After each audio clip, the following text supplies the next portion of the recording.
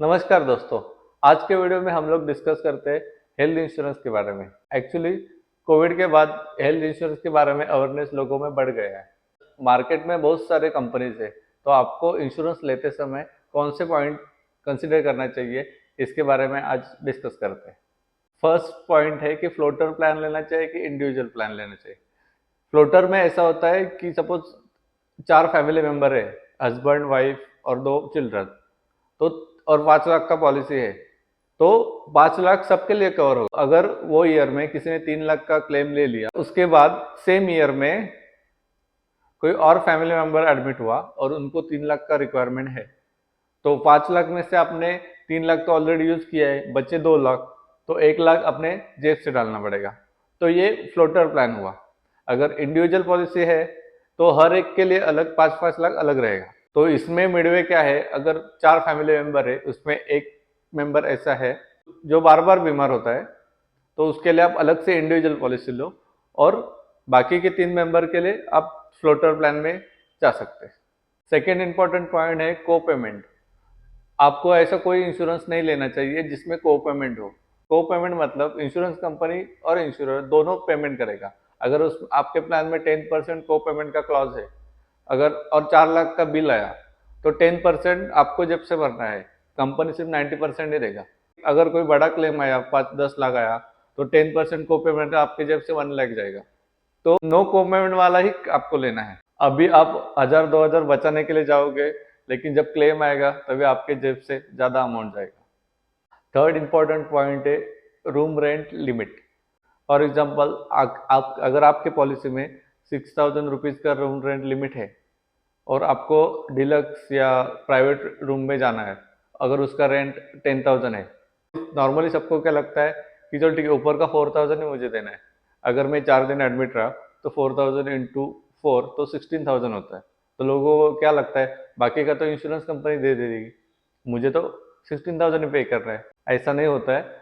जब room rent capping रहता है तो आपका डॉक्टर का फीस, नर्स का फीस और मेडिकल एक्सपेंसेस, तो आपके सारे एक्सपेंसेस वो रेशियो में बढ़ जाते हैं। अगर आपको 5 लाख का क्लेम आया तो उसको 60% ही आपको मिलेगा, ऊपर का 40% आपके जेब से भरना है। तो आपको ऐसा हेल्थ इंश्योरेंस लेना ही नहीं है जिसमें रूम रेंट कैपिंग हो, या कोई कोई ऐसे भी रहता है कि उसमें सब लिमिट भी रहते हैं, तो आपको वैसा भी प्लान नहीं लेना चाहिए। ये तो 4 पॉइंट है जो मोस्ट इंपॉर्टेंट है।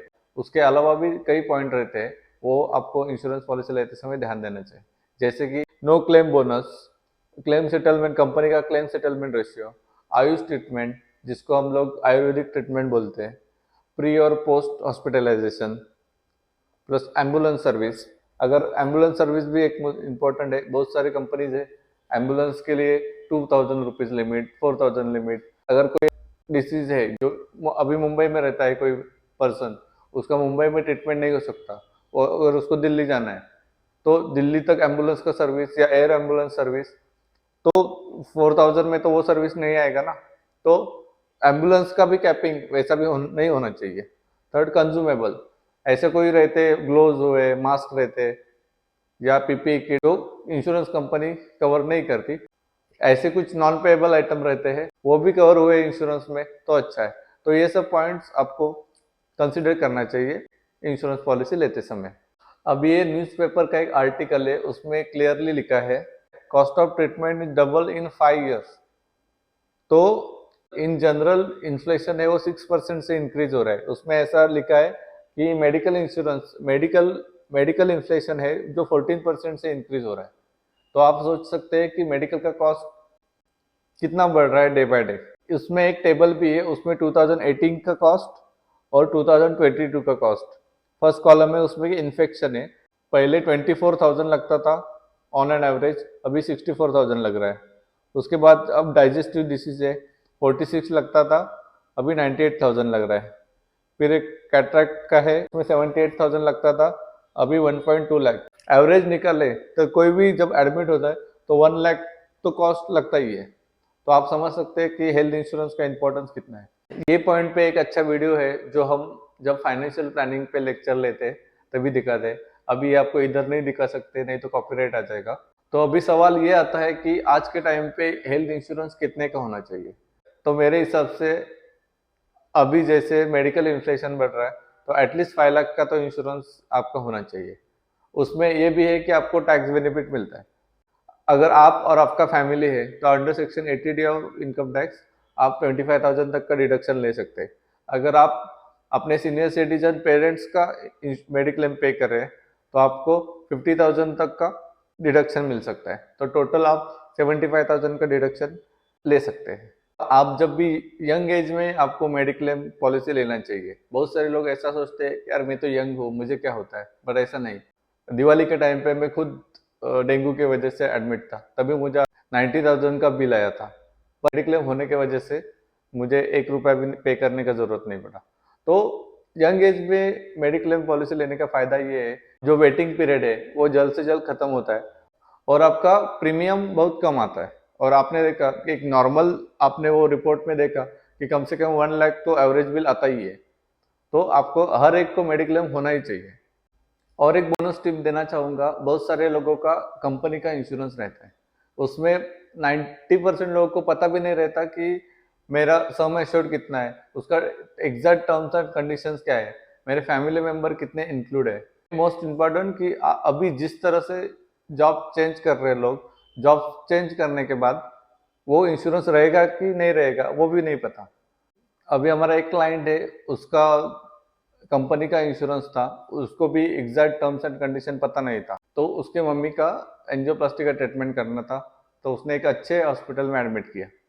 बाद में जब मेडिक्लेम वाले का जो बंदा चेक करने के लिए आते हैं, तब उन्होंने उनसे ओल्ड पेपर्स के बारे में डिमांड की, तो उसने उनको वो पेपर्स दिखाए।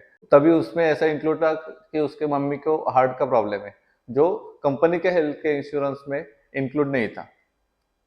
तो बाद में बिल आया 4 लाख और कंपनी ने क्लेम रिजेक्ट किया कि उन्होंने ये फैक्ट डिस्क्लोज नहीं किया था। दूसरा पॉइंट ऐसा है कि एक क्लाइंट है, उसकी शादी हो गई, उसने कंपनी के एचआर को मेल किया कि मेरे फैमिली मेंबर को ऐड करो। जब उसकी वाइफ को कुछ प्रॉब्लम की वजह से एडमिट हुआ, उसको 70-80,000 कुछ बिल आया। बाद में पता चला उसकी एचआर वालों ने उसके हेल्थ इंश्योरेंस में उसके फैमिली मेंबर को ऐड ही नहीं किया। कंपनी का इंश्योरेंस रहेगा तो जस्ट मेंटली सेटिस्फेक्शन है कि मेरा इंश्योरेंस है, बट वो सच में आपके काम के आता है कि नहीं वो किसी को नहीं पता। तो भले वो कंपनी का इंश्योरेंस हो, आप एक अलग से कस्टमाइज, मैं नॉर्मली लोगों को एक ऐसा एग्जांपल देता हूँ, कंपनी का इंश्योरेंस वो लाइक भंडारा का खाना, भंडारा का भंडारा का खाना रहता है, वैसा है जो सबके लिए सेम है। अगर आपको स्पाइसी ज्यादा चाहिए या स्वीट खाते हैं आप ज्यादा, तो आपको वैसा नहीं मिलेगा उधर। जो कॉमन इंश्योरेंस पॉलिसी है वो आपके लिए सुटेबल होगा कि नहीं, तो वो पता नहीं है। वो कब पता चलता है, जब क्लेम आता है। तो भले कंपनी का इंश्योरेंस हो, आपको एक अलग से प्लान लेना ही चाहिए। मोरल ऑफ द स्टोरी ये था। अभी मैं पीएफ का भी काम करता हूँ, तो 70% लोग मेडिकल इमरजेंसी के वजह से पीएफ विड्रॉ करते हैं, ताकि पीएफ का क्या पर्पज है, आपके रिटायरमेंट के टाइम पे आपको कुछ अच्छा फंड मिले। ये क्यों होता है कि जस्ट बिकॉज कि आपका इंश्योरेंस नहीं है। तो आप समझ सकते हैं मुझे क्या कहना है। अगर आपको भी आपका फाइनेंशियल प्लानिंग करना है, या आपका एग्जिस्टिंग पॉलिसी कोई है उसका भी रिव्यू करना है, या कोई नया इंश्योरेंस निकालना है, तो आप डिस्क्रिप्शन में दिए हुए नंबर पे हमें संपर्क करें। धन्यवाद।